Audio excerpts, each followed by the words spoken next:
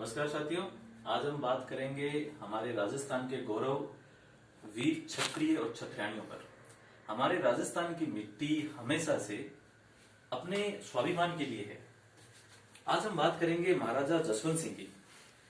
यह उनकी पुस्तक डॉक्टर राम प्रसाद व्यास के द्वारा लिखी गई एक अंश के ऊपर है। राम प्रसाद जी व्यास ने राजा जसवंत सिंह के ऊपर लिखा है उनकी रानी हाड़ा रानी छतरानी के ऊपर। यह किस्सा है जब धर्मद का युद्ध हुआ था। धर्मद का युद्ध अप्रैल 1658 को औरंगजेब और शाही सेना सांझा के उनके जो प्रतिनिधि महाराजा जसवंत सिंह कर रहे थे उनके बीच हुआ था।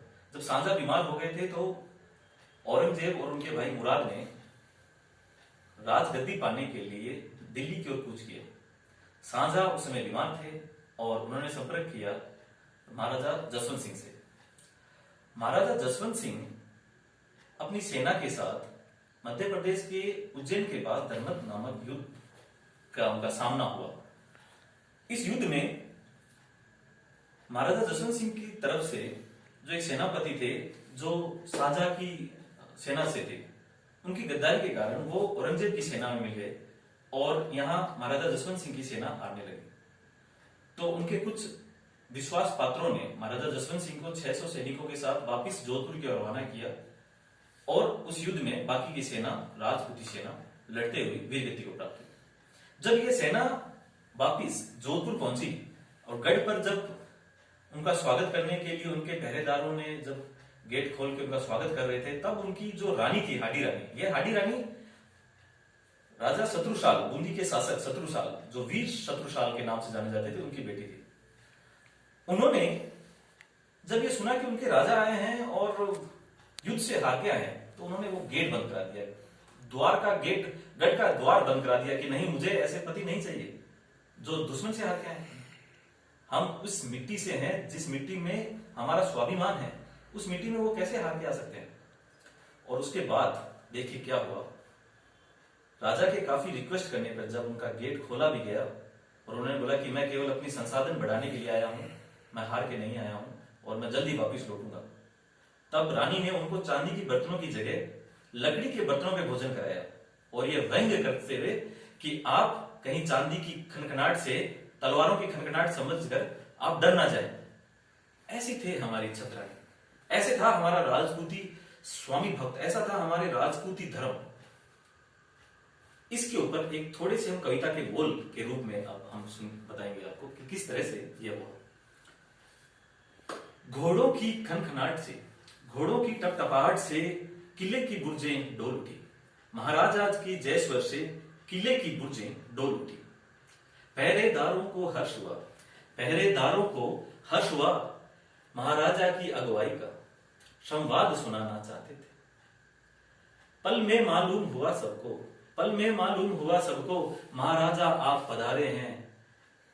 हारा है तन और मन सारा, दुश्मन से रन में हारे हैं। महारानी के जब कान पड़ा, महारानी, ये हाड़ा रानी की बात कर रहे हैं हम, महारानी के जब कान पड़ा, महाराजा आप पधारे हैं। खुला रहे गढ़ का फाटक, रन में दुश्मन से हारे हैं। छतरानी गरज उठी सुनकर, छतरानी गरज उठी सुनकर, यदि मेरा पति रन में हारेगा तो फिर कौन दुश्मन के गर्भीले दांत उखाड़ेगा। यह सचमुच ही कोई छलिया है। उन्होंने बोला कि यह राजा नहीं है, यह कोई छलिया है जो छद्म रूप धारण करके आया है। यह सचमुच ही कोई छलिया है, छलियापन यहां दिखाता है मन में नाहर बना हुआ और गीदड़ चाल दिखाता है। वह सिंह शिरोमणि महाराज, वह सिंह शिरोमणि महाराज, दिन का तप तेज निराला था, फिर कौन यह मानने वाला था कि वह हार के आने होंगे। तो उसके बाद महारानी ने उनको फिर से कहा कि ये सचमुच ही अन्नदाता है, यदि सचमुच ही अन्नदाता यानी महाराजा जसवंत सिंह यदि सचमुच हैं, तो भी मैं आज उन्हें पथ दिखलाऊंगी। मेरे पति पथ से भटक गए, उन्हें पथ मैं दिखलाऊंगी। ओ हृदय आज पत्थर बन जा, पति को पथ मुझे दिखलाना है, रजपूती धर्म मुझे निभाना है। इसके बाद उन्होंने राजा जसवंत सिंह को कहा कि आप यदि वहां शहीद होके आते तो मेरे लिए गौरव का क्षण होता। यदि राठौड़ीपन दिखलाना था तो शहीदी का समाचार सुनाना था, नहीं तो किले की तरफ नहीं आना था। इसके बाद राजा खुद शर्मिंदा हुए और बोले, महारानी बस कर, बहुत सुन चुका जो सुनना था, अब ताव नहीं मुझे सुन सकने का। चलो सेना दिल्ली चलो, रजपूती धर्म निभाना है। कुछ दिनों में यह समाचार मिला, दिल्ली की सेना खेत रही, महाराजा जसवंत सिंह की सेना वह हार जीत में बदल गई। तो धन्यवाद साथियों, यह कविता हमारी राजपूती धर्म को दिखाता है कि किस तरह से हमारे राजपूत और शासक ने अपने मर्यादा को, अपने धर्म की रक्षा के लिए हमेशा युद्ध और अपना सब कुछ न्यौछावर कर दिया। हमें हमेशा इन राजपूती लोगों का सम्मान करना चाहिए और इनका जो स्वाभिमानी जीवन है, इससे प्रेरणा लेकर हमें आज के समय में आगे बढ़ना चाहिए। नमस्कार, मैं पर्वत सिंह राजपुरोहित बीकानेर से। धन्यवाद।